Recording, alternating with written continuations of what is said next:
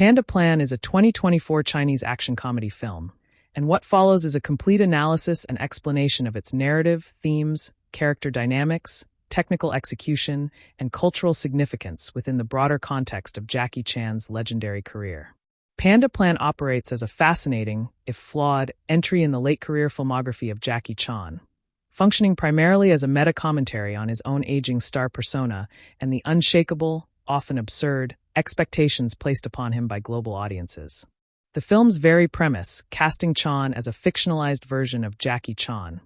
instantly shatters the fourth wall, inviting the audience to view the entire adventure not as a traditional action narrative, but as a playful deconstruction of the actor's own mythos and his publicly acknowledged exhaustion with decades of filmmaking. This meta-narrative framework, established from the opening scene where Jackie expresses profound weariness, is the key to unlocking the film's deeper purpose.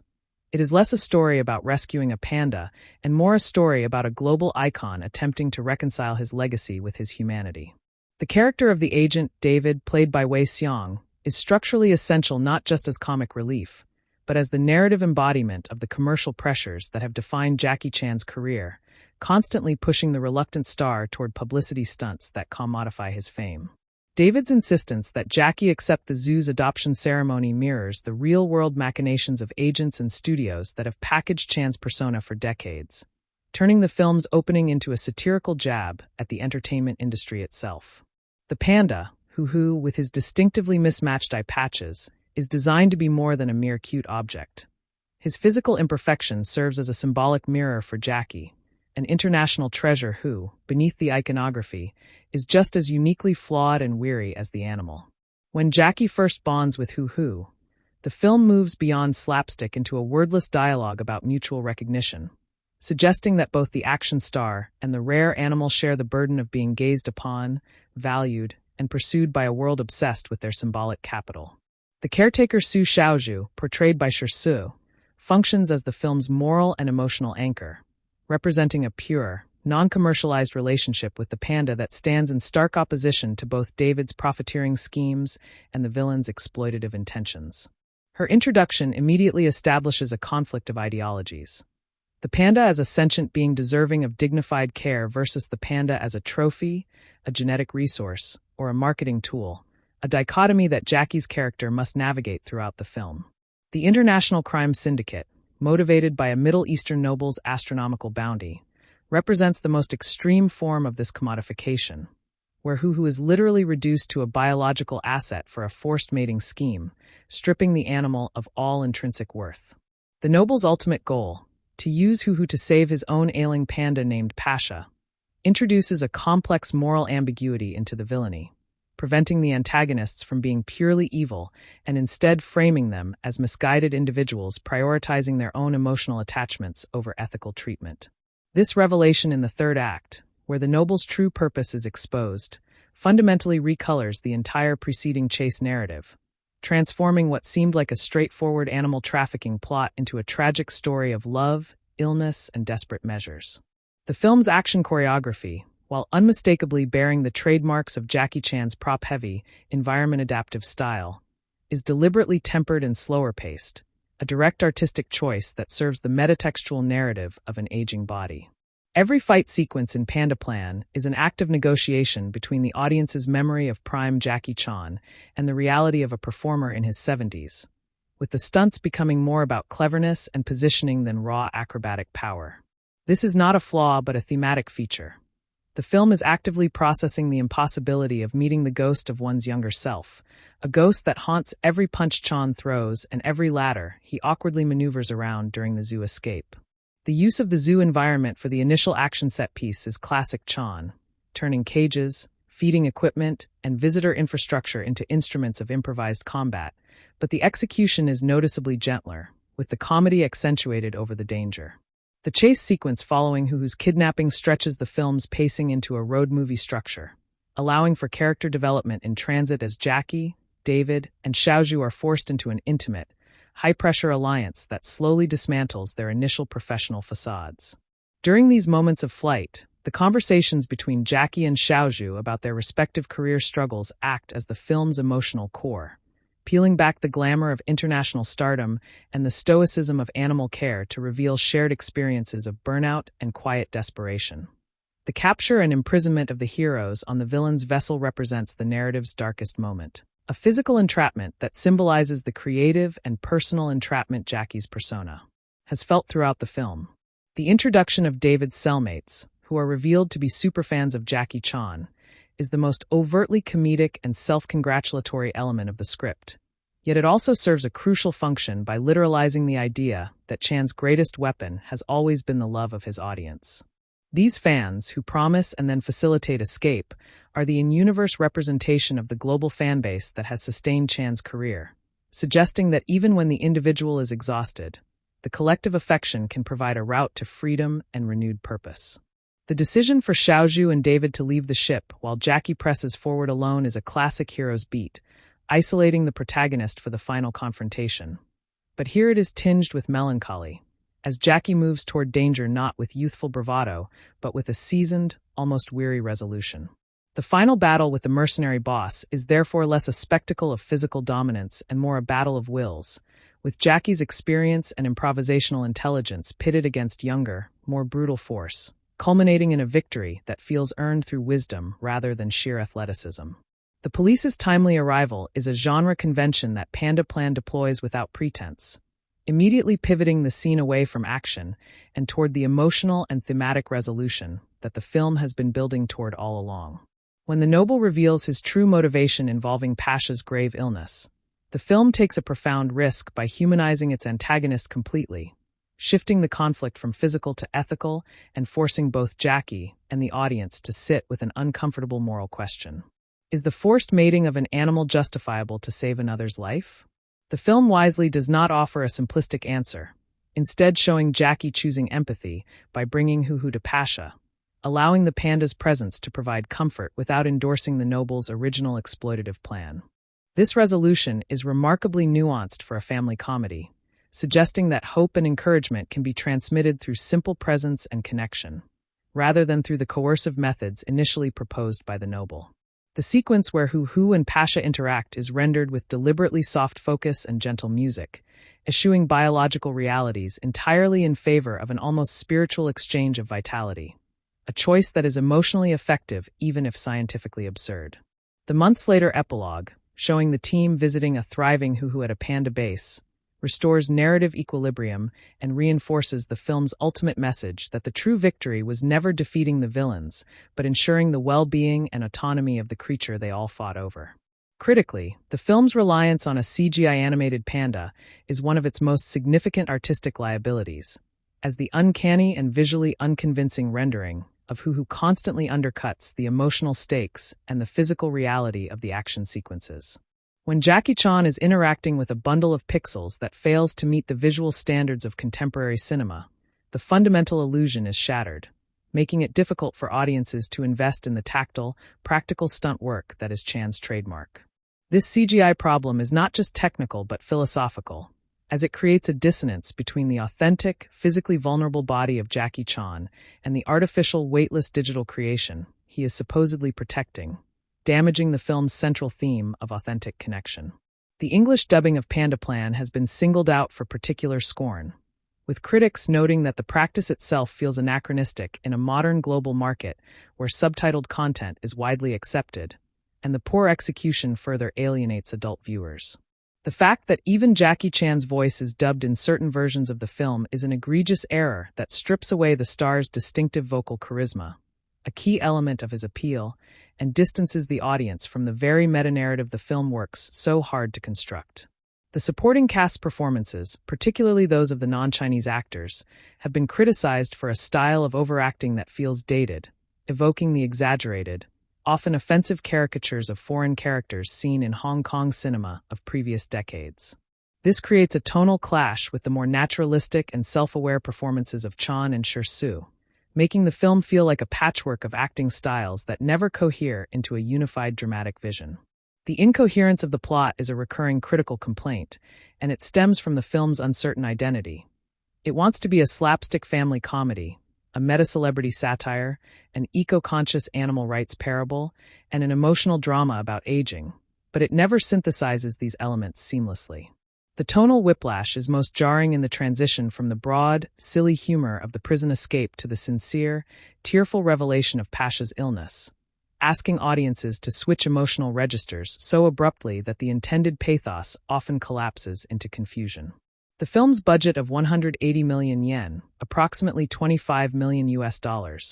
places it in a mid to high tier for Chinese productions. Yet the on-screen visual effects quality suggests a misallocation of resources, with the money not translating into the believable digital characters that are essential for the story's success. The box office return of $42.2 million globally indicates a moderate commercial disappointment relative to the investment, suggesting that even Chan's enduring star power in the Chinese market has limits when the product feels compromised. Director Zhang Wan's handling of the material demonstrates a reverence for Chan's legacy, but also a certain timidity in pushing the action sequences to even the level of Chan's recent works like The Foreigner, 2017, settling instead for a gentle, safe choreography that prioritizes Chan's physical safety over cinematic thrill. The cinematography by Daxin Dong employs bright, flat lighting that reinforces the family-friendly, televisual aesthetic, but sacrifices the cinematic texture and dynamism that could have elevated the action sequences into something memorable. Editor Yiding Ma's cutting patterns during fight scenes are noticeably more forgiving than the rapid-fire editing of Chan's Hong Kong heyday,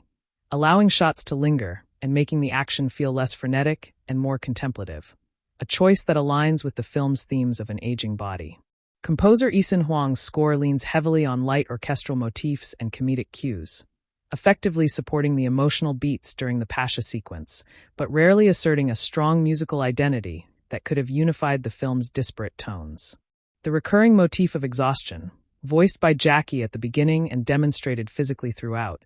is the film's most honest and poignant element, transforming Panda Plan into a cinematic meditation on the right of an aging artist to slow down. This makes the film a unique artifact in Chan's filmography, a work that is fundamentally about its own star's limitations and the dignity of accepting them, wrapped in the packaging of a disposable family comedy. The panda conservation subtext, while superficially feel-good, is underdeveloped, serving more as a narrative MacGuffin than a genuine exploration of the complexities of captive breeding programs, genetic diversity, and wildlife trafficking. By resolving the Noble's plot with a simple, non-sexualized interaction between the pandas, the film sidesteps the messy biological and ethical realities of panda reproduction entirely, opting for a sanitized, magical resolution that prioritizes emotional comfort over substantive commentary. The found family dynamic among Jackie, David, and Xiaozhu is the most structurally satisfying arc, as each character evolves from self-interest or rigid professionalism into a genuine, interdependent unit, a microcosm of the cooperation needed to protect vulnerable beings. David's transformation from cynical agent to loyal friend is charted through his increasing willingness to put himself in physical danger, a journey from commercial exploitation to personal sacrifice that mirrors the larger critique of celebrity culture. Xiaozhu's arc involves learning to trust outsiders with the welfare of the animal she guards so jealously, a relinquishing of control that speaks to the film's message that the protection of nature requires broad, imperfect alliances rather than purist isolation. Jackie's arc, completing with his choice to follow the villains alone, is about reclaiming agency over his own body and legend, choosing a final fight not because a script demands it, but because his own moral code, re-examined through the lens of age, compels him to act. The geography of the final shipbound sequences is logically confusing, a failure of spatial clarity in the direction and editing that undermines the audience's ability to track the action and understand the stakes of the escape and confrontation. The usage of the panda's mismatched eye patches as a visual marker of uniqueness never fully pays off thematically, functioning more as a cute character design choice than an integrated symbol of the beauty of imperfection that the rest of the film gestures toward. Panda Plan's comedic sensibility is rooted in a distinctly Chinese performance tradition of xiangsheng, crosstalk, and exaggerated physical comedy, which can feel jarring or outdated to international audiences accustomed to the more deadpan, self-aware humor-dominating global comedies. The meta-jokes about Jackie Chan's career, including a reference to his daredevil past, are the sharpest bits of writing in the film, generating laughter not from slapstick, but from the audience's shared knowledge of Chan's real-life history of insane stunts and injuries. These moments of genuine meta-comedy are so effective that they retroactively make the broader, less sophisticated humor feel like a missed opportunity, suggesting a version of the film that leans more fully into its clever concept. For the family audience, the film succeeds in providing a safe, colorful, and morally unambiguous adventure, with a protagonist whose physical comedy remains globally legible even as his dialogue is mangled by dubbing or subtitles. Children are likely to be enchanted by the idea of a panda cub as the center of an international adventure, and the film's gentle handling of peril ensures that even the kidnapping and chase sequences remain well within the boundaries of acceptable tension for young viewers. The ultimate critical consensus around Panda Plan, rating it around 3 to 6 out of 10, reflects a deep schism between affection for Jackie Chan the icon and disappointment with the artistic product surrounding him. Reviewers who rate the film higher often explicitly separate Chan's personal commitment and enduring charm from the film's technical and narrative failures, a critical gesture of respect to the man rather than the movie. Those who rate it lower see the poor CGI, weak supporting performances, and tonal inconsistencies as fatally compromising the vehicle, arguing that Chan's legacy deserves better stewardship and more rigorous quality control. The film's existence raises questions about the later stages of action stars' careers, drawing comparisons to late-period works by stars like Clint Eastwood or Sylvester Stallone, who also used genre pieces to reflect on their own aging and the myths surrounding them. However, unlike Eastwood's Unforgiven or Stallone's Rocky Balboa,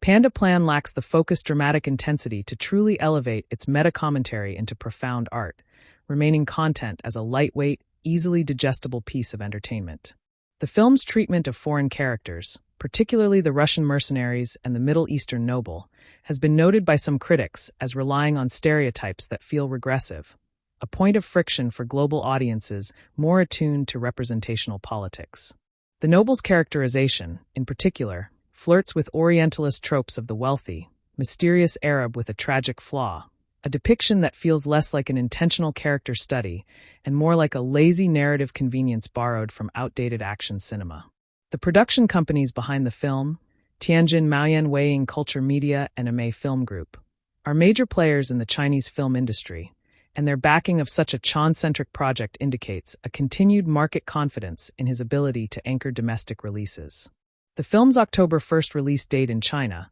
timed for the National Day holiday period, positions it as a piece of patriotic and family-oriented entertainment, a strategic slot that suggests the producers viewed it as a safe, crowd-pleasing bet. This release strategy partially explains the film's moderated tone and gentle action. It was designed to maximize holiday family viewership,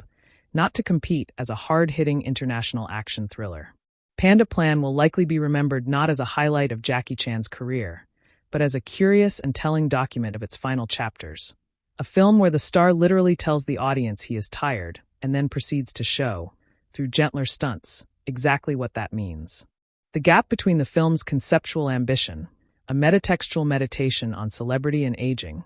and its execution is a case study in the challenges of blending commercial family filmmaking with self-reflexive art. The film's failure to fully cohere does not render it unwatchable. Rather, it becomes a text of interesting fragments, where the sincere weariness in Chan's eyes, the bizarrely poor CGI panda, and the moments of clever self-parody swirl together into a messy but strangely poignant whole. Ultimately, Panda Plan is about the heavy burden of being loved for something you can no longer effortlessly provide, a theme that resonates beyond cinema into the universal human experience of aging, changing, and seeking peace with one's past self. The image of Jackie Chan sitting quietly with a CGI panda, finding solace in its silent, fabricated presence, is an accidental but potent metaphor for the film itself. An aging legend trying to connect with a younger, digital, and less forgiving world and finding, if not triumph, then at least a moment of gentle, bittersweet companionship. The opening scene's depiction of Jackie Chan's exhaustion is not merely a character note, but a radical narrative gambit that immediately announces the film's intention to demythologize its own star, positioning him as a fallible human being rather than an invincible action demigod. This initial vulnerability creates a unique spectatorial contrast,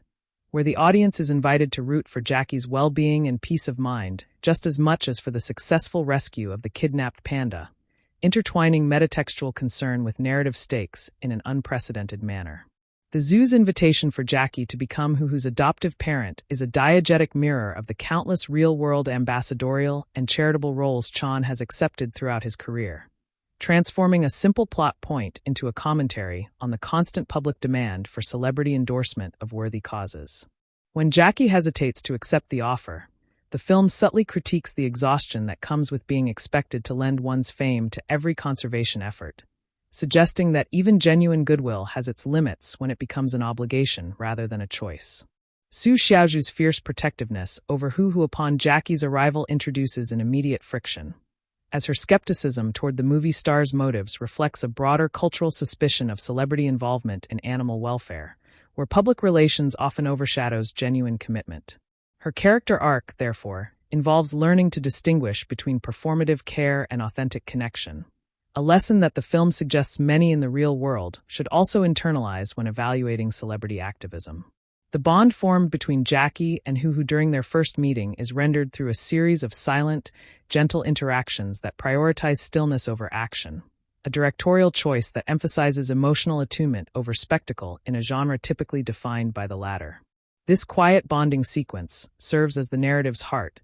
establishing an emotional baseline of genuine affection that will later make the kidnapping feel like a true violation rather than a generic plot device. The international crime syndicate structure in the film is deliberately vague, a faceless organization that represents the nebulous and often untraceable networks of wildlife trafficking that plague the real world, giving the cartoonish villains a grounding in genuine global criminality. The Middle Eastern noble, as the syndicate's client, functions as a critique of extreme wealth that views living creatures as collectible assets, his palace and resources standing in stark contrast to the simple, ethical care provided by the zoo and Xiaozhu. His obsession with mating Huhu to his panda pasha reflects a specific real-world problem in exotic animal ownership, where rare creatures are treated as genetic investments rather than sentient beings with intrinsic rights to bodily autonomy and dignity. The adoption ceremony attack sequence is choreographed to maximize chaotic comedy while also conveying genuine threat, a delicate balance that Jackie Chan has mastered over decades, but that here takes on new meaning as the star navigates the chaos with visibly more caution than in his youth. The mercenaries' tactics, involving nets, tranquilizers, and overwhelming numbers, represent the industrialized and depersonalized nature of modern wildlife crime,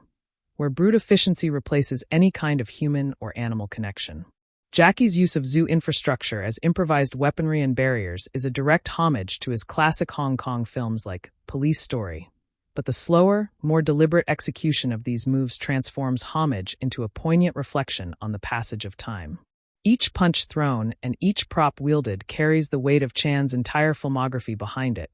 making the action sequences feel like a living museum of his contributions to cinema, curated by an artist aware of his own legacy. The escape from the zoo and the subsequent cross-country chase is structured as a picaresque journey, a series of episodic encounters and narrow escapes that test the trio's resourcefulness and gradually break down their interpersonal barriers. During a quiet moment in a safe house, Xiaozhu reveals the personal sacrifices she has made for her career in animal care, including strained family relationships and financial instability,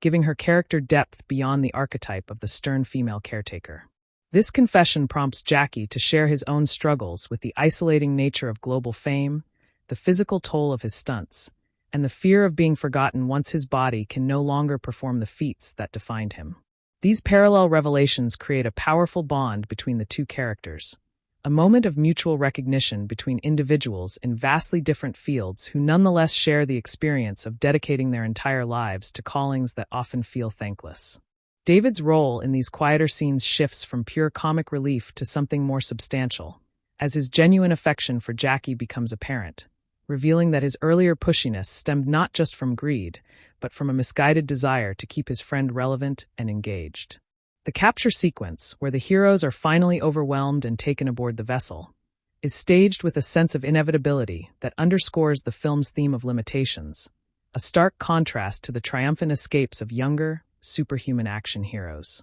The ship itself is a floating fortress of exploitation, a microcosm of the wildlife trafficking trade where creatures are held in sterile, unnatural conditions, a visual indictment of the cruelty that the noble's romanticized love for Pasha has inadvertently funded. David's prison cellmates, the enthusiastic Jackie Chan fans, are initially presented as a deus ex machina too convenient to be believed, but their presence is later given emotional weight when they reveal how Chan's films gave them hope during their own periods of hardship. This metatextual moment transforms the fans from a plot device into a chorus representing the audience itself, a collective voice affirming that Chan's art has had real, life-changing impacts on people across the globe. Their willingness to risk their own safety to help the heroes escape is the film's way of saying that the love Jackie has given his fans throughout his career is now being repaid in his moment of need, a deeply moving reciprocity. The physical escape from the ship is a sequence of increasing tension and narrow margins, utilizing the vessel's industrial architecture for a series of encounters that, while less spectacular than Chan's prime work, maintain a satisfying rhythm of problem and improvised solution. The decision for Xiaozhu and David to depart while Jackie stays behind is a moment of mature narrative strategy, as Jackie explicitly argues that his fame makes him the best decoy, a self-aware use of his celebrity as a tactical asset rather than a burden. This separation allows the film to focus its final act on Jackie alone with the antagonists, stripping away the supporting cast to place the star in direct dialogue with the forces that have been pursuing the commodified panda. The mercenary boss, as the physical antagonist, is a deliberately underwritten figure of pure brutalism, a canvas of violence against which Jackie's more nuanced, experience-based combat style can be contrasted effectively. Their final fight is less a display of competitive physicality and more a demonstration of how wisdom and technique can still triumph over raw power, a thesis that the aging Jackie Chan has been proving throughout the latter stages of his career. The police intervention is notably understated, a deliberate choice that prevents the state from becoming the hero and keeps the focus on Jackie's personal, moral victory rather than a generic restoration of legal order. When the noble reveals Pasha's illness and his motivations, the film's color palette shifts to warmer, more somber tones, a visual cue that the narrative has moved from adventure into elegy, from conflict into a shared meditation on mortality and love. Pasha's depiction, unlike Huhu's more cartoonish rendering, is treated with a gentle realism that emphasizes her fragility, making her illness feel tangible and her need for hope a genuinely sympathetic motivation for the noble's otherwise unforgivable actions. Jackie's decision to bring Huhu to Pasha without endorsing the forced mating scheme is a masterclass in ethical navigation, a choice that offers compassion to the noble while firmly upholding the principle of consent and animal welfare. The interaction between the two pandas is filmed as a quiet miracle, a non-verbal exchange of vitality, where Huhu's youthful energy seems to momentarily revive Pasha's spirit, a scientifically fanciful but emotionally resonant depiction of interspecies empathy. This scene's success depends entirely on the audience's willingness to accept the film's magical realist turn, a shift that will alienate some viewers but deeply move those who have invested in the emotional, rather than logical, truth of the narrative. The noble's reaction to this exchange, a breakdown of tears and gratitude, is the moment where the film fully humanizes its antagonist, reframing the entire preceding plot as a tragedy of love distorted by the corrupting influence of limitless wealth and power. The thematic statement here is clear. Love for animals is not sufficient if it is not accompanied by respect for their nature, and the commodification of rare creatures always corrupts the very affection it purports to express.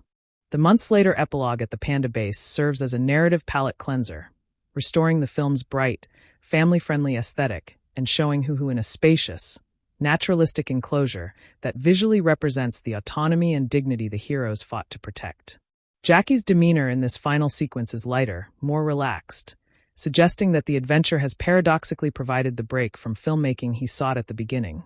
a rest achieved not through inaction, but through purposeful, meaningful action outside his normal context. David and Xiaozhu's warm interaction in the epilogue indicates a lasting friendship forged in crisis,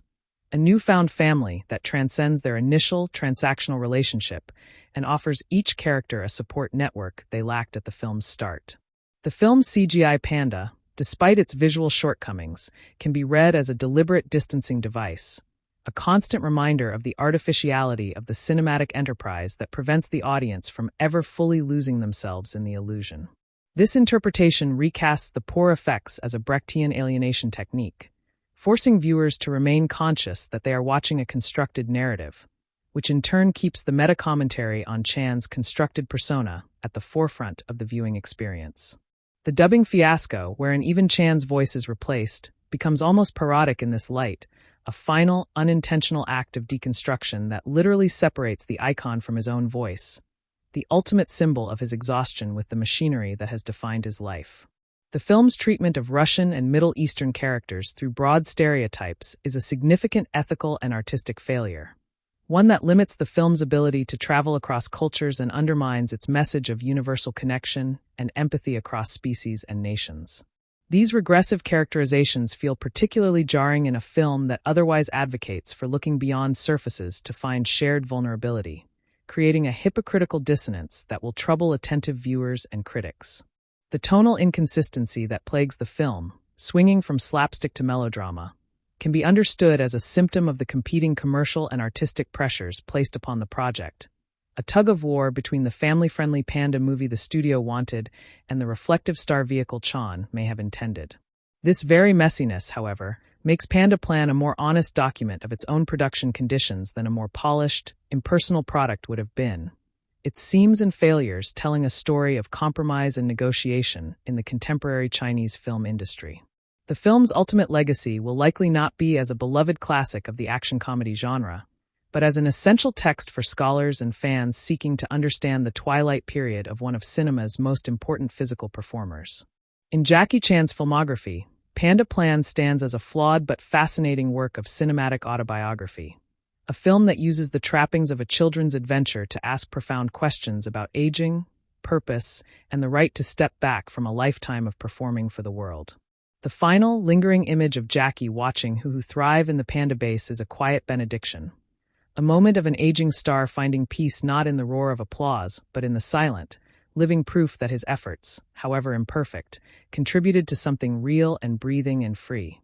The intricate sound design of Panda Plan deliberately amplifies every grunt, sigh, and labored breath from Jackie Chan during action sequences, creating an auditory landscape that foregrounds physical exertion over heroic silence and forces the audience to confront the corporeal reality of an aging body in motion. This sonic choice functions as a quiet rebellion against the standard Hollywood practice of erasing indicators of strain from action heroes, instead insisting that true heroism accommodates and acknowledges limitation, rather than pretending to transcend it entirely. The film's costume design for Jackie Chan's character consistently favors loose, comfortable, almost frumpy attire that starkly contrasts with the sleek tactical gear of the villains, visually coding him as a man who has left vanity behind in favor of pragmatism and comfort. This sartorial divergence from the form-fitting outfits of his younger roles signals a profound shift in self-presentation,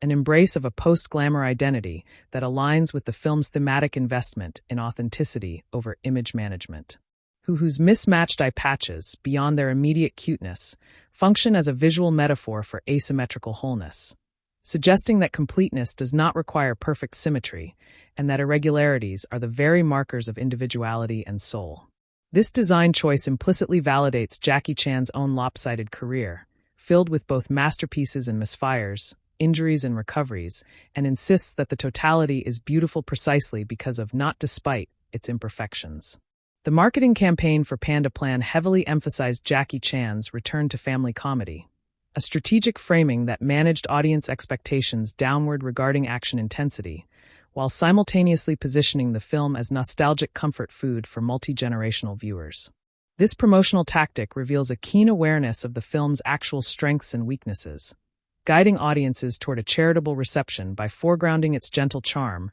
rather than promising the kinetic fury of Chan's Hong Kong prime. The film's musical score by Eason Huang employs a leitmotif for Who that is rendered in a music box style, fragile and tinkling,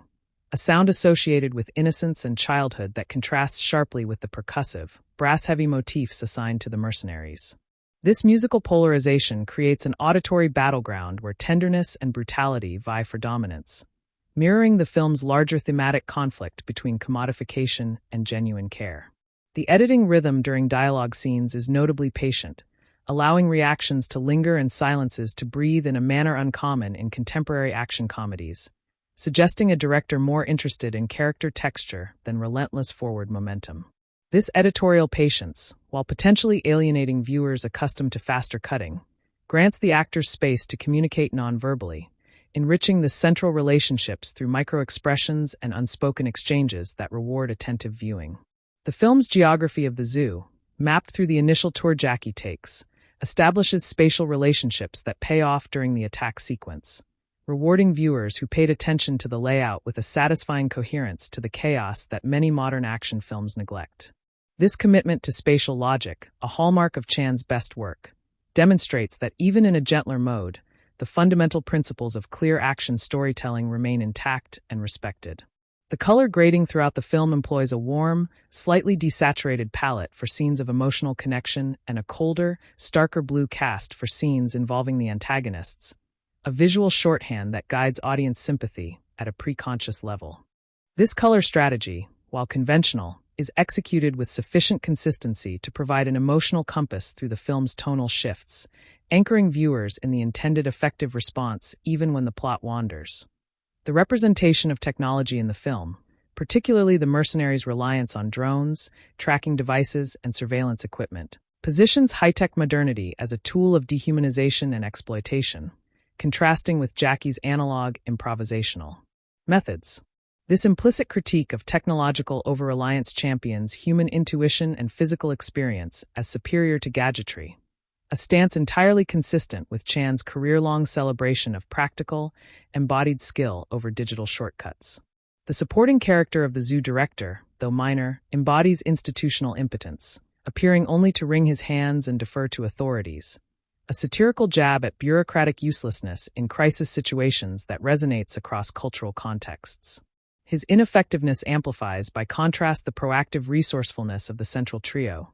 suggesting that official systems are often incapable of protecting the vulnerable and that individual courage must fill the void left by institutional failure. The film's depiction of the media, seen briefly through news reports of the panda kidnapping, presents sensationalist journalism as a complicating factor that endangers the mission by revealing the hero's locations, a familiar but effective tension-generating device. This media presence also serves as a reminder of the public gaze that has defined Jackie Chan's life, with the panda's plight becoming a spectacle that mirrors the star's own lifelong experience of being watched and pursued. The negotiation scene where David tries to leverage the crisis for future film deals represents the darkest comedic moment in the film,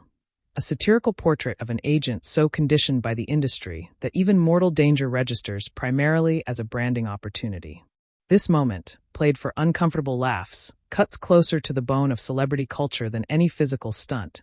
exposing the psychological deformation wrought by a lifetime of commodifying one's identity. Xiaozhu's scientific knowledge of panda behavior, demonstrated in moments of caretaking and crisis management, provides the film's factual anchor, grounding the fantastical adventure in real conservation practices and lending credibility to her character's expertise. These details, such as her explanations of panda dietary needs and stress responses, serve an educational function that aligns with the film's family-friendly mandate without becoming preachy or didactic. The physical comedy involving Huhu's clumsiness and curiosity is carefully calibrated to evoke laughter without anthropomorphizing the panda excessively, maintaining a degree of animal authenticity that distinguishes these moments from more cartoonish family films. The balance between animal behavior and comedic timing represents a significant directorial challenge, and the film's relative success in these moments demonstrates an understanding of both physical comedy and animal ethology.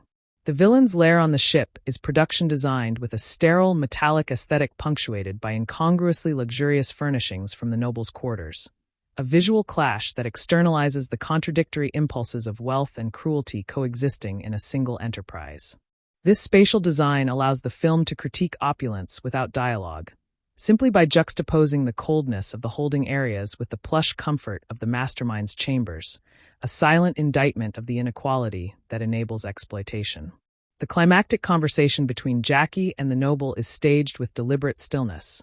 the two men seated opposite each other in a frame that evokes a therapy session more than an action finale, a radical de-escalation that prioritizes dialogue over violence.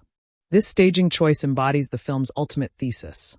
that conflicts rooted in love and fear cannot be resolved through combat, but only through painful, honest communication across cultural and moral divides. The revelation that Pasha was captured from the wild decades ago adds a layer of historical tragedy to the noble's backstory, suggesting that his love is entangled with original sin, an affection built upon a foundation of violence he can neither undo nor fully acknowledge. This complexity prevents the noble's redemption from feeling facile, grounding his remorse in an irreversible act that his current compassion cannot retroactively justify, a mature narrative choice unexpected in a children's film. The silent sequence where Jackie observes both pandas together, with no dialogue and minimal music, represents the film's aesthetic peak, a moment of pure cinematic poetry that trusts the audience to find meaning in the image without verbal guidance. This sequence recalls the wordless emotional climaxes of silent cinema, a tradition Chan has often drawn from in his physical comedy, here applied to dramatic effect rather than slapstick, demonstrating the versatility of visual storytelling. The film's post-credits scene, a brief comedic moment of David pitching a film adaptation of their adventure to a bewildered studio executive, completes the meta-narrative frame, returning the story to the industry machinery that the film itself both critiques and inhabits. This final joke acknowledges that even an experience of genuine meaning and personal growth will inevitably be processed, packaged, and sold back to the public, a cynical but honest coda that undercuts any simple triumphalism. The marketing material's use of Huhu as a plush toy tie-in represents the ultimate irony. A film critiquing the commodification of a panda nonetheless participating in that very commodification through merchandise, a contradiction the film itself seems to anticipate and accept. This self-aware hypocrisy is perhaps the most sophisticated element of Panda Plan, an acknowledgement that ethical purity is impossible within capitalist systems, and that even well-intentioned art exists in a compromised marketplace. The voice acting for Huhu, limited to nonverbal squeaks and grunts, wisely avoids the trap of giving the panda human speech, maintaining a degree of animal mystery that preserves Huhu's dignity as a creature rather than a cartoon character. This restraint in voicing contrasts favorably with other family films that anthropomorphize animals to the point of erasing their animality, suggesting a baseline respect for the non-human that underpins the film's conservationist themes. The stunt coordination team, veterans of Chan's productions, designed sequences that allowed Chan to perform safely while still capturing the illusion of danger, an ethical approach to action choreography for an older performer that other productions could learn from. Their work demonstrates that action cinema can accommodate aging stars without resorting entirely to digital doubles or rapid editing trickery, preserving the tactile pleasure of practical stunts even in a diminished form. The film's box office performance in Southeast Asian markets, where Chan's nostalgic appeal remains strongest, suggests a regional variation in reception that complicates the narrative of the film as a critical failure, indicating that local audiences may value different elements than global critics.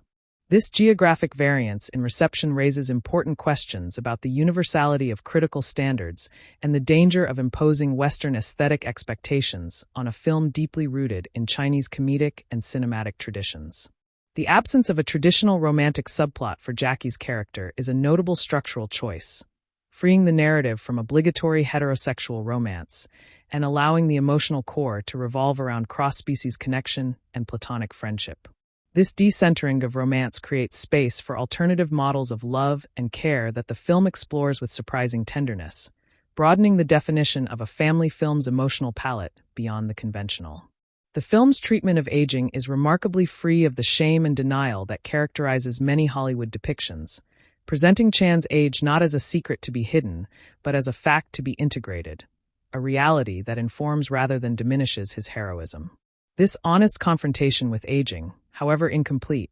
marks Panda Plan as a progressive entry in the action genre's often regressive relationship with older bodies and their capabilities. The cameo appearances by recognizable Chinese comedians, fleeting but warmly received by domestic audiences, root the film in a specific national comedic ecosystem, making it legible as a cultural product rather than a deracinated global commodity. These cameos, often lost on international viewers, demonstrate the film's primary intended audience and the local humor traditions that shape its sensibility, explaining some of the tonal choices that baffle foreign critics. The film's use of practical puppetry for some of Hu's close-up scenes, blended with the CGI, reveals a tension between old and new effects technologies that mirrors the film's larger meditation on tradition versus modernity in action cinema. These practical effects moments, however brief, offer a tactile warmth absent from the digital sequences, suggesting that the future of effects-driven storytelling might benefit from hybrid approaches that value both innovation and craft heritage. The decision to set the climax at sea, away from the urban environments typical of Chan's filmography, isolates the characters in a liminal space that heightens vulnerability and strips away the environmental resources for improvised combat that land sequences provide. This maritime isolation forces a different kind of creativity, one less dependent on props and more reliant on psychological maneuvering, pushing Jackie's character toward resolution strategies beyond physical prowess. The epilogue setting at the Panda base, with its verdant, mountainous backdrop, offers a visual palette of renewal and natural abundance that contrasts sharply with the metallic sterility of the ship, encoding the film's moral schema in landscape imagery. This return to nature in the final frames suggests that the ultimate reward for the journey is not fame or wealth, but the simple, life-affirming pleasure of seeing a protected creature flourish in an appropriate habitat. The film's ultimate contribution to conservation discourse, however modest, lies in its ability to attach emotional stakes to abstract principles, making the idea of panda protection feel personal and urgent for audiences who may never encounter wildlife ethics in their daily lives. By embedding its conservation message within an accessible, if imperfect, entertainment vehicle, Panda Plan achieves a form of cultural work that more serious documentaries sometimes fail to accomplish, making caring about animals feel like a natural extension of having fun. The film's opening credit sequence employs playful typography that mimics bamboo stalks and panda silhouettes, immediately establishing a whimsical tone that signals to audiences they are entering a gentler, more childlike cinematic universe than the gritty crime thrillers occasionally associated with Chan's late-period experiments. This typographic choice functions as a visual contract, promising levity and charm over intensity, and it prepares the viewer's nervous system for a sensory experience closer to a bedtime story than an adrenaline assault. The psychological architecture of the mercenary leader, though never deeply explored, manifests through his obsessive tactical precision, suggesting a man who has replaced emotional connection with operational efficiency,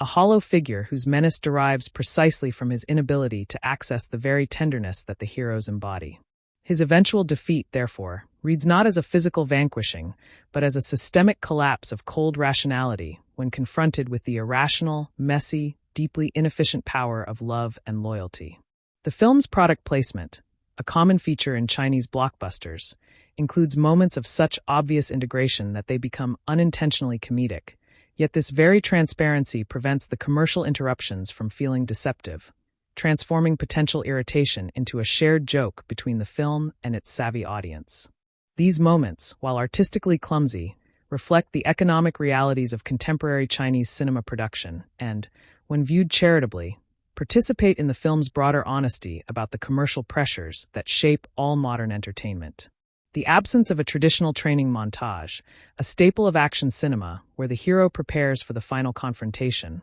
underscores the film's rejection of physical transformation as the route to victory, instead valorizing the skills and wisdom already possessed by the aging protagonist. This structural omission is quietly radical, suggesting that heroism at this stage of life involves deploying accumulated experience rather than acquiring new capabilities, a model of competence far more accessible to ordinary audiences. The film's depiction of female competence through Xiaozhu avoids both the helpless damsel trope and the hypersexualized warrior woman archetype, instead presenting a professional whose expertise is intellectual and emotional rather than combative, expanding the range of female strength visible in the action comedy genre. Her moments of bravery involve not martial arts but ethical stands and quick strategic thinking, a form of heroism that the film treats with the same respect and cinematic weight as Jackie's physical feats. The intergenerational dynamics between the older Jackie, the middle-aged David, and the younger Xiaozhu create a surrogate family structure where each generation offers distinct gifts: experience, pragmatism, and idealism, and the film's resolution depends on the successful integration of all three perspectives. This trigenerational model suggests that societal problems, including conservation crises, cannot be solved by any single age cohort operating in isolation, a quietly political message embedded within a family entertainment framework. The film's treatment of wealth, embodied by the noble's limitless resources, presents affluence as a form of disability, a condition that severs individuals from normal constraints and moral feedback loops, allowing destructive desires to escalate into international crimes without meaningful resistance. This critique of extreme wealth aligns PANDA PLAN with a long tradition of adventure narratives that position the wealthy as fundamentally disconnected from the ethical considerations that govern ordinary human interactions. The zoo's architecture, with its clean sightlines and educational signage, represents an idealized model of human-animal relations based on transparency, learning, and respectful observation, a spatial philosophy that the villain's dark, hidden enclosures explicitly violate. This spatial contrast teaches young viewers, through environmental storytelling alone, that the way spaces are designed reveals the ethical posture of those who control them. The film's comedic rhythm relies heavily on reaction shots, cutting to Jackie's increasingly bewildered facial expressions as the absurdity of his situation escalates, a technique that draws on his considerable skills as a reactive comedian rather than a proactive instigator of humor. This reactive comic mode suits an older performer, allowing him to generate laughter through minimal movement and subtle facial control, skills that age refines rather than diminishes. The geopolitical implications of a Chinese national treasure, the panda, being pursued by international criminals who ultimately seek to extract its biological value, resonate with historical anxieties about foreign exploitation of Chinese resources, adding a layer of nationalist subtext that domestic audiences may perceive. This reading, while not explicitly foreground, provides additional resonance for Chinese viewers who recognize the panda as a symbol of the nation itself and its complex history of defensive relations with outside powers. The film's treatment of celebrity philanthropy, through Jackie's initial reluctance to participate in the zoo program, offers a nuanced perspective that acknowledges the good such work can do while also validating the exhaustion that accompanies constant requests for public figures to lend their visibility to causes. This nuanced position avoids both cynical dismissal of all celebrity activism and naive celebration of it, carving a middle path that respects individual limits while affirming the value of public engagement when authentically offered. The diegetic sound of hoo-hoos chewing, amplified in key bonding scenes, taps into the autonomous sensory meridian response phenomenon popular in internet culture, deliberately triggering relaxation and affection in audiences through intimate, textured auditory detail. This use of ASMR-adjacent sound design demonstrates the film's awareness of contemporary media consumption patterns and its willingness to borrow techniques from digital culture to enhance traditional cinematic emotional manipulation. The shipboard prison sequence, where David bonds with the superfan cellmates, includes a montage of them reenacting famous Jackie Chan stunts within the confined space, a tribute that is simultaneously hilarious and poignant as it captures the way fans internalize and physically memorize the art they love. This sequence argues that performance lives on not just in archives but in the bodies and memories of those who witnessed it, a form of immortality more meaningful than any award or box office record. The film's avoidance of killing any antagonist, even the most brutal mercenaries, reflects a conscious moral choice aligned with family-friendly values, but also with Chan's long-professed preference for films that do not glorify lethal violence despite their action pedigree. This commitment to non-lethal resolution, maintained consistently throughout the narrative, distinguishes Panda Plan from the more violent action cinema that dominates global markets and positions it within a specific ethical tradition of family entertainment. The color of Huhu's fur, rendered in the CGI with an almost luminous white that contrasts with the grittier environments of the chase, functions as a moving beacon of purity moving through corrupted spaces, a visual representation of innocence navigating a fallen world. This color coding is simple enough for a child to grasp yet evocative enough for an adult to appreciate, operating on multiple cognitive levels simultaneously. The film's marketing in international territories varied significantly, with some markets emphasizing the panda and hiding Chan's age while others foreground Chan's legacy and minimize the animal, revealing the perceived fragility of the film's appeal and the different audience segments it attempted to capture. These divergent marketing strategies speak to the challenge of selling a film that is simultaneously a children's animal adventure and a late-career star vehicle, two categories with potentially incompatible audience expectations. The absence of a young, conventionally attractive action co-star to handle the more demanding physical sequences, a strategy some aging action stars employ, represents a dignified refusal to pass the baton prematurely, with Chan instead adapting the action to his capabilities rather than outsourcing it to a surrogate. This choice, while limiting the action's intensity, preserves the film's integrity as a Jackie Chan vehicle and avoids the melancholy spectacle of the star being visibly replaced within his own film. The film's treatment of scientific expertise through Xiaozhu's character pushes back against anti-intellectual currents in popular culture, presenting her specialized knowledge not as pedantic or elitist but as essential, practical, and worthy of respect from the more famous and physically capable male leads. This validation of intellectual labor within an action comedy framework is a subtle but significant cultural intervention, expanding the genre's definition of valuable contribution beyond physical prowess. The bamboo forest that appears in flashbacks during the Pasha sequences, rendered in a painterly style distinct from the film's main aesthetic register, functions as a visual representation of an Edenic, pre-capture existence, a lost paradise that the noble's wealth cannot restore. This visual differentiation between the memory sequences and the main timeline creates a register of melancholy that deepens the film's emotional complexity without requiring explanatory dialogue. The film's runtime of 99 minutes reflects an understanding of child attention spans, a disciplined concision that forces the narrative to prioritize efficiency over elaboration, a virtue increasingly rare in blockbuster filmmaking's current maximalist era. This brevity, while potentially frustrating for viewers desiring deeper world-building, respects the temporal limitations of family audiences and ensures the film never overstays its welcome or exhausts its young viewers. The logistics of filming with an animatronic panda puppet for certain close-ups, while the majority of shots use CGI, creates an inconsistent visual texture that attentive viewers may notice. Yet this very inconsistency has a handmade, artisanal quality that counterbalances the digital sterility. The practical puppet sequences, however brief, carry a physical presence that the CGI cannot replicate, a reminder of the material craft traditions that digital cinema increasingly marginalizes. The film's closing dedication, if present, to conservation workers and panda researchers, would frame the entire fantasy as a tribute to real-world labor, redirecting the audience's affection from the fictional characters toward the actual humans and animals whose stories inspired the narrative.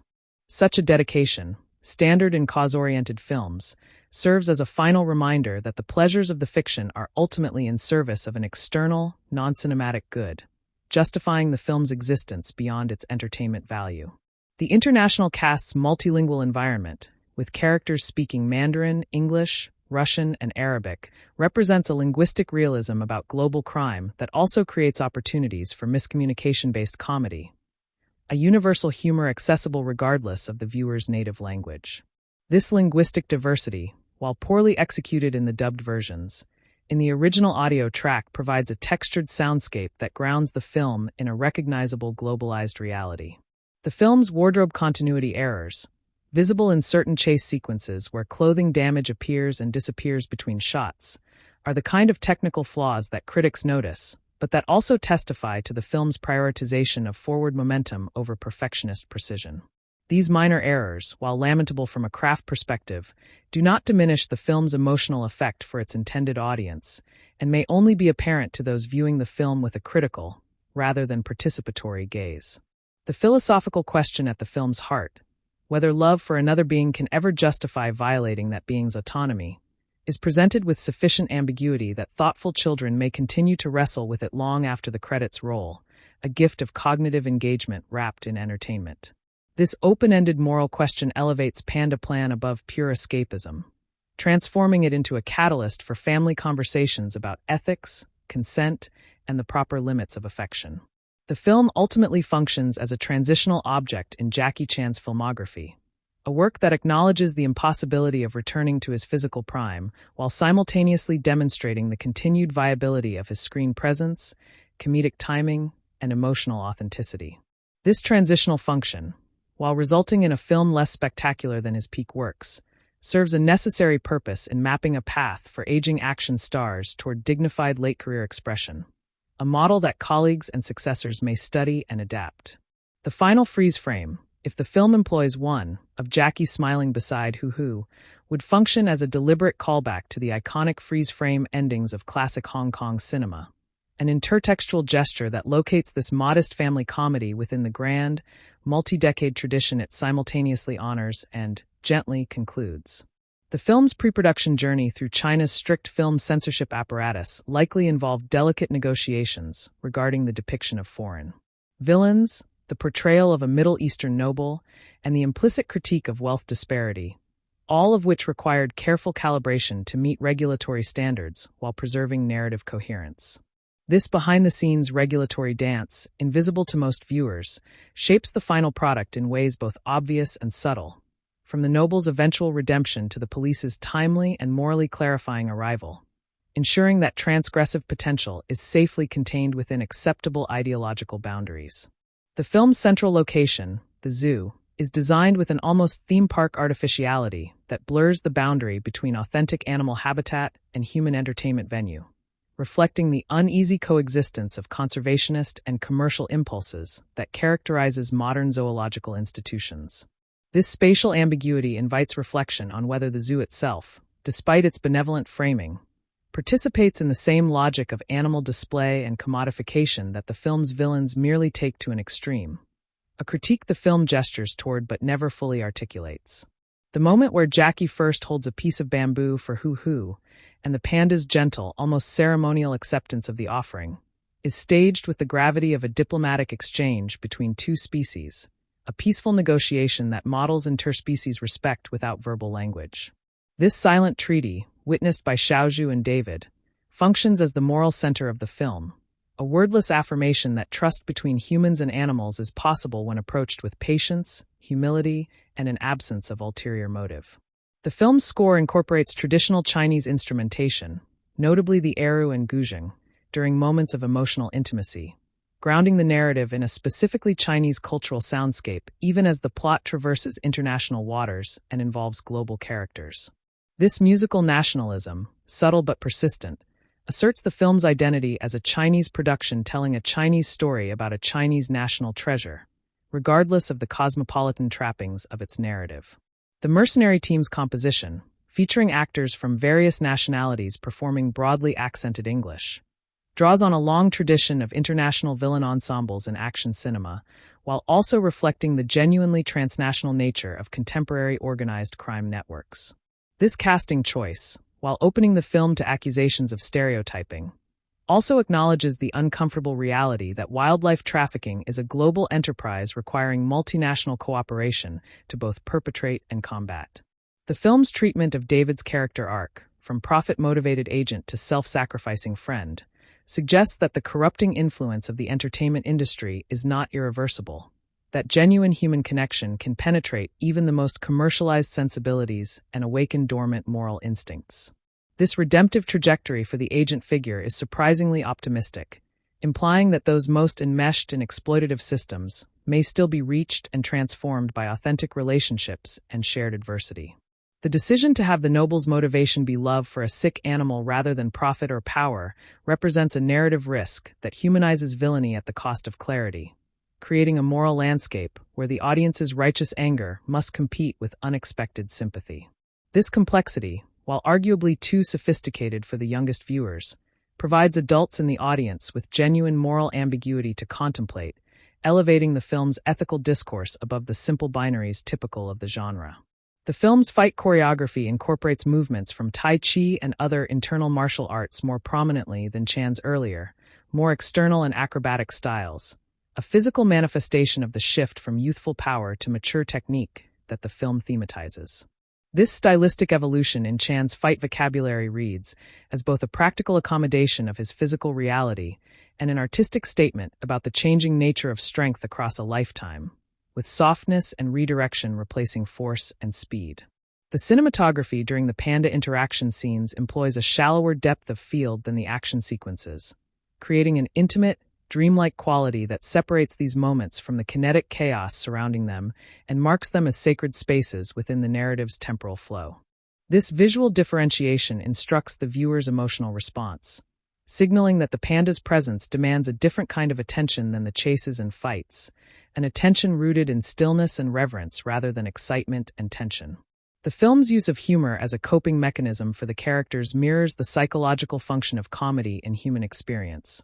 with Jackie cracking jokes during moments of extreme stress not because the situation is funny, but because laughter is a survival strategy for maintaining sanity under pressure. This psychologically realistic deployment of humor distinguishes the film's comedy from mere slapstick, grounding even the silliest moments in recognizable human behavior and emotional need. The young fans who aid the heroes in the prison sequence function as a Greek chorus, their encyclopedic knowledge of Jackie Chan's filmography serving as both a comic device and a narrative repository of the star's legacy, ensuring that his past achievements remain textually present even in this gentler vehicle. Their recitation of his famous stunts and films acts as a form of oral history, a transmission of cinematic knowledge from one generation to the next that mirrors the cultural transmission the film itself performs for younger viewers encountering Chan for the first time. The film's climax, taking place at sea, draws on the archetypal symbolism of water as both chaos and renewal, a liminal space where old identities can dissolve and new understandings can emerge, providing a mythic resonance to what might otherwise be a generic action finale. This maritime setting, with its endless horizons and unpredictable depths, externalizes the psychological state of characters confronting the unknown, their moral compasses the only reliable navigation tools in an environment without fixed landmarks. The prosthetic makeup used to age Jackie Chan down in flashback sequences, or alternatively to emphasize his current age in the main timeline, represents a material acknowledgement of time's passage that the film's narrative also addresses, a physical correlative to the thematic preoccupation with aging. This makeup work, whether subtle or pronounced, participates in the film's larger project of managing the visual evidence of Chan's aging, a cosmetic negotiation between honesty about his years and the demands of screen presence. The film's sound mix during the chase sequences deliberately foregrounds environmental audio and prop sounds over the musical score, a choice that emphasizes physical reality and material consequence over emotional manipulation, trusting the audience to find excitement in the concrete rather than the orchestrated. This sonic strategy, reminiscent of Chan's Hong Kong work, maintains a connection to practical action cinema traditions even as the film's visual effects drift toward digital artificiality in other respects. The concluding scenes at the Panda base feature actual footage of pandas in conservation facilities, blending documentary imagery with the fictional narrative in a final gesture toward the real-world stakes that the comedy and adventure have been serving all along. This documentary intrusion into the fiction, however brief, functions as a reality check, reminding viewers that beyond the jokes and stunts lies an actual endangered species requiring actual human commitment and institutional support. The film's position within the broader landscape of 2024 Chinese cinema, a year of intense competition and shifting audience tastes, reflects the challenges facing established stars and traditional genres in a market increasingly dominated by younger demographics and new media consumption patterns. This industrial context explains some of the film's conservative artistic choices, its reluctance to innovate beyond the familiar, as producers sought to minimize risk by replicating formulas that had proven successful in previous decades rather than gambling on novelty. The relationship between the practical stunts Chan performs and those that are digitally enhanced or performed by doubles represents a negotiation between authenticity and safety that has always existed in his work, but that age has rendered more visible and more ethically urgent. This negotiation, when handled transparently, can become part of the film's meaning rather than a production secret to be concealed, inviting audiences to appreciate the wisdom of knowing one's limits rather than demanding the reckless abandon of youth. The film's treatment of panda sexuality, or rather its careful avoidance of the topic despite the plot's premise, reveals the tension between family entertainment requirements and biological reality, a tension resolved through euphemism, implication, and the magical thinking of the encouragement and hope resolution. This careful navigation of reproductive reality speaks to broader cultural discomfort with animal sexuality in children's media and the narrative contortions required to maintain innocence while addressing themes that are fundamentally about mating. The international box office returns, while modest by blockbuster standards, nonetheless demonstrate the enduring global marketability of both Jackie Chan and the giant panda, two Chinese cultural exports whose combined appeal could attract audiences in territories with little cultural affinity for Chinese cinema otherwise. This commercial reality explains the film's very existence, a strategic fusion of two globally recognized brands, Chan and the Panda, into a single product engineered for maximum cross-cultural penetration regardless of artistic integrity. The film's legacy within Jackie Chan's filmography will likely be shaped by its status as one of the last films to feature Chan in a leading action role, making it a document of endings and transitions that future scholars will examine for evidence of how one of cinema's great physical performers navigated his final chapters.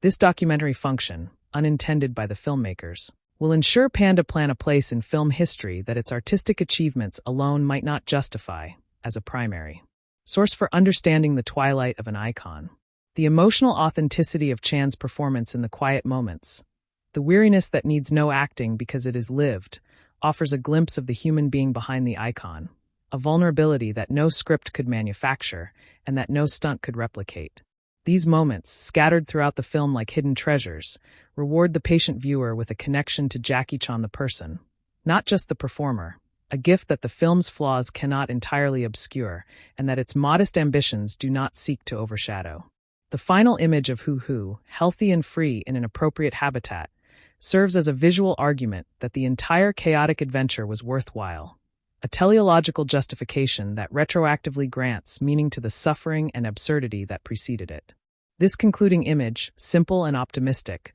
functions as the film's moral punctuation, a period at the end of a convoluted sentence that declares, with quiet certainty, that protecting the vulnerable is always the right conclusion to any story.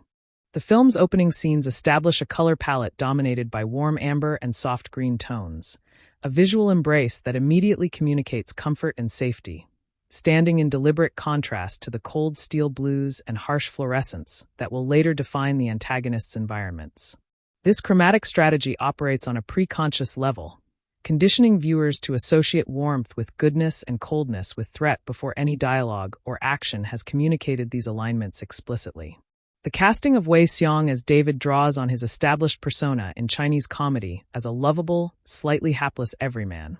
bringing with him an audience expectation of bumbling loyalty that enriches the character without requiring extensive exposition. His presence functions as a form of intertextual shorthand, allowing domestic audiences to immediately understand David's fundamental decency beneath his commercial obsessions, a complexity that international viewers might miss entirely. The film's sound design during the zoo attack employs a layered approach, where the panda's distressed vocalizations cut through the cacophony of gunfire and shouting, a mixing choice that prioritizes the animal's emotional state over the human conflict and directs audience sympathy accordingly. This sonic hierarchy subtly instructs viewers that the true stakes are not the hero's survival, but the panda's well-being, reframing the action sequence as a protective rather than combative endeavor. The mercenaries' tactical gear, all sharp angles and non-reflective black surfaces, visually dehumanizes them before they have spoken a single line, transforming individuals into interchangeable units of threat whose humanity the film need never acknowledge. This visual dehumanization, while ethically questionable in some contexts, serves the family-friendly violence of the film by ensuring that the combat never feels like interpersonal harm, but rather like the neutralization of abstract dangers. The brief scene where Xiaozhu sings a traditional lullaby to Calm, who during the escape introduces a Chinese cultural artifact into the globalized action narrative, a moment of specifically national tenderness that resists the homogenizing pull of international co-production aesthetics. This lullaby, untranslated and perhaps untranslatable in its full emotional resonance, creates a pocket of cultural intimacy that rewards Chinese viewers with recognition while offering international audiences a glimpse of authentic, non-exportable cultural practice. The film's structure follows a classic three-act paradigm with almost mathematical precision, a formal conservatism that provides a stable container for the tonal experimentation and metatextual play that might otherwise feel disorienting to a family audience. This rigid narrative architecture functions as a safety net, ensuring that however far the film wanders into self-referential comedy or emotional drama, the familiar rhythms of setup, confrontation, and resolution remain intact as guideposts. The decision to make Huhu's distinguishing feature his mismatched eye patches, rather than a more conventional marker like a colored collar or a scar, reflects a philosophy of embracing natural variation, suggesting that beauty and value reside in organic difference rather than imposed identifiers. This design philosophy extends to the film's treatment of its human characters, each of whom is defined by their idiosyncrasies and imperfections rather than by conformity to any idealized type. The chase sequence through a bustling Chinese city, brief though it may be, showcases urban landscapes rarely seen in internationally distributed family films, documenting a specific, contemporary China of street vendors, neon signage, and crowded public squares. This documentary function, incidental to the plot, provides cultural texture that enriches the viewing experience for global audiences and preserves on film a snapshot of Chinese urban life in the mid-2020s. The film's moments of product placement, while commercially motivated, inadvertently serve a similar documentary function, capturing the material culture of contemporary China with a specificity that more artistically pure films might eschew. Future cultural historians may find in Panda Plan's branded items and commercial signage a valuable record of everyday consumer reality that more prestigious cinema often erases.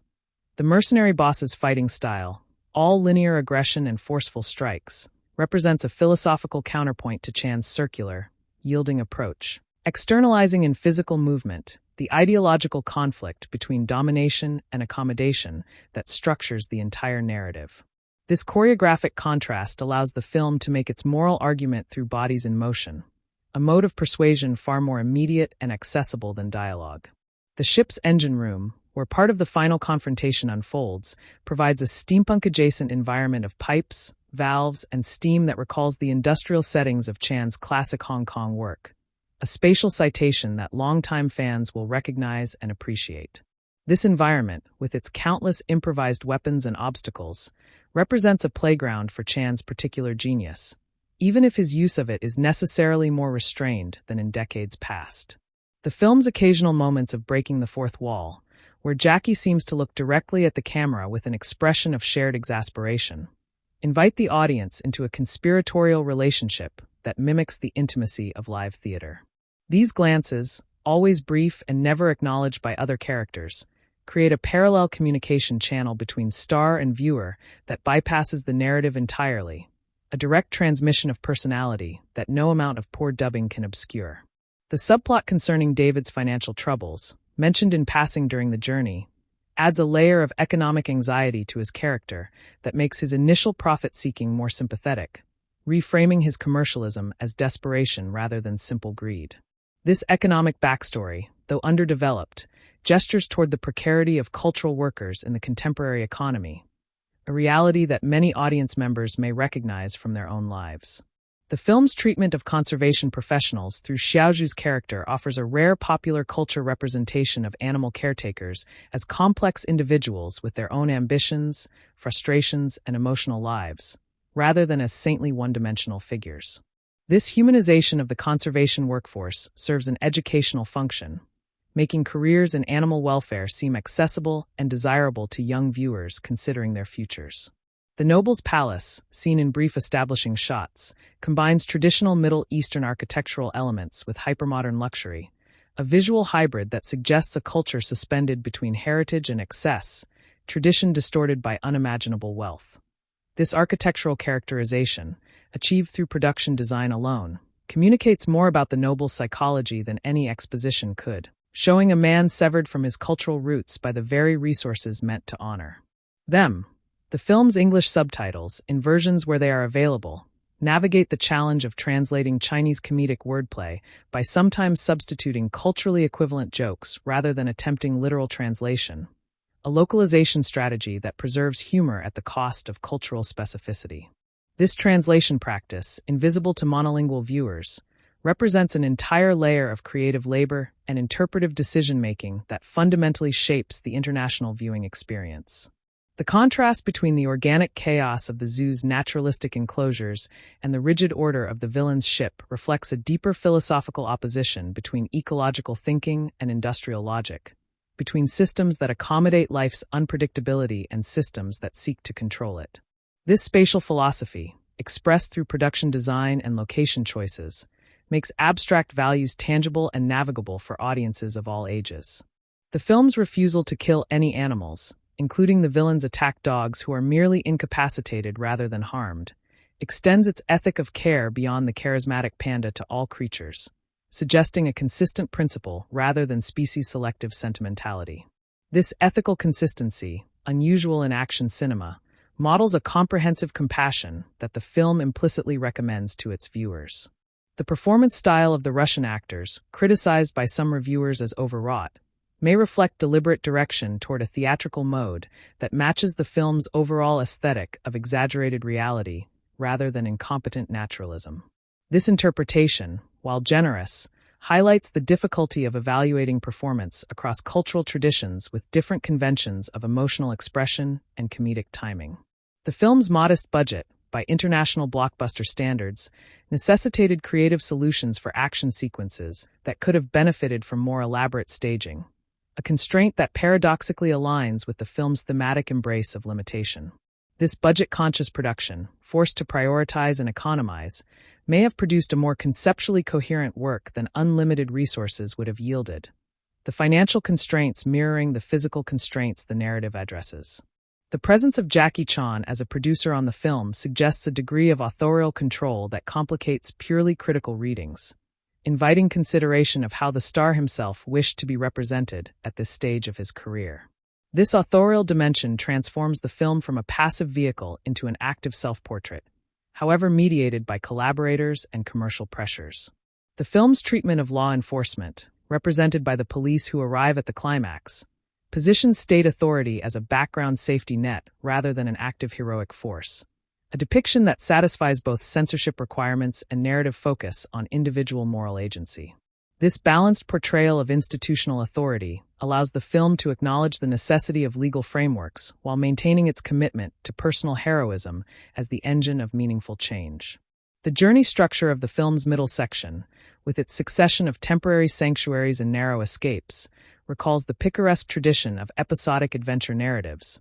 a structure well-suited to young audiences with limited attention spans. This episodic architecture, potentially frustrating for viewers seeking tight plotting, offers the compensating pleasure of variety and the reassurance that any failure is temporary and another opportunity awaits. The final confrontation's emphasis on dialogue and negotiation over physical combat models a form of conflict resolution that the film's youngest viewers might internalize, a pedagogical function that family entertainment can serve alongside its primary goal of amusement. This quiet didacticism, never foreground, represents a responsible use of the platform that children's media provides for shaping social and emotional skills. The film's closing moments, with their emphasis on ongoing care and continued relationship rather than final victory, reject the closure of traditional happy endings in favor of a more realistic depiction of conservation as sustained effort rather than singular triumph. This narrative modesty, unusual in the genre, respects the complexity of wildlife protection while still providing the emotional satisfaction that family audiences require. The film's existence as a co-production between multiple Chinese studios demonstrates the collaborative industrial model that now dominates Chinese filmmaking, a networked approach to production that distributes risk and combines resources in an increasingly competitive market. This industrial structure, invisible to audiences, shapes every aspect of the final product, from casting choices to location selections to the very narrative emphasis on cooperation and collective action over individual heroism. The bonding scene where Jackie shares his personal doubts about his legacy with Xiaozhu operates as a confession, a moment where the public mask slips and the private person emerges, offering audiences the rare gift of witnessing vulnerability from an icon typically protected by layers of professional performance. This confessional mode, however scripted, carries the weight of authenticity because it aligns so perfectly with what audiences already know about Chan's biography, blurring the line between character revelation and autobiographical truth. The film's treatment of its MacGuffin, the panda, as a living being rather than an inert object fundamentally alters the stakes of the adventure, transforming retrieval into rescue and making every delay or detour a moment of genuine ethical weight rather than mere plot complication. This living MacGuffin, with its own needs and emotions, elevates the entire narrative above the mechanical fetch quest structure that lesser family films might have employed. The educational content embedded throughout the film, facts about panda diet, behavior, and conservation status delivered through Xiaozhu's dialogue,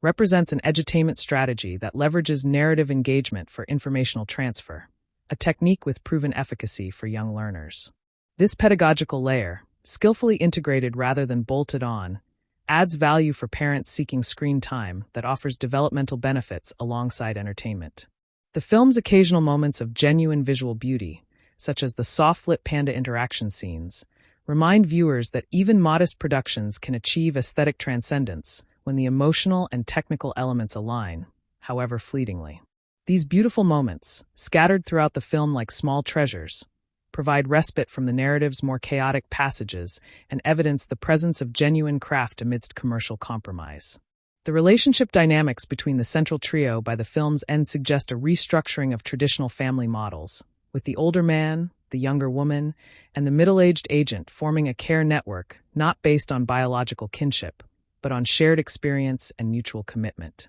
This found family resolution, a recurring trope in contemporary family cinema, offers a model of belonging that accommodates the diverse household structures in which modern children actually live.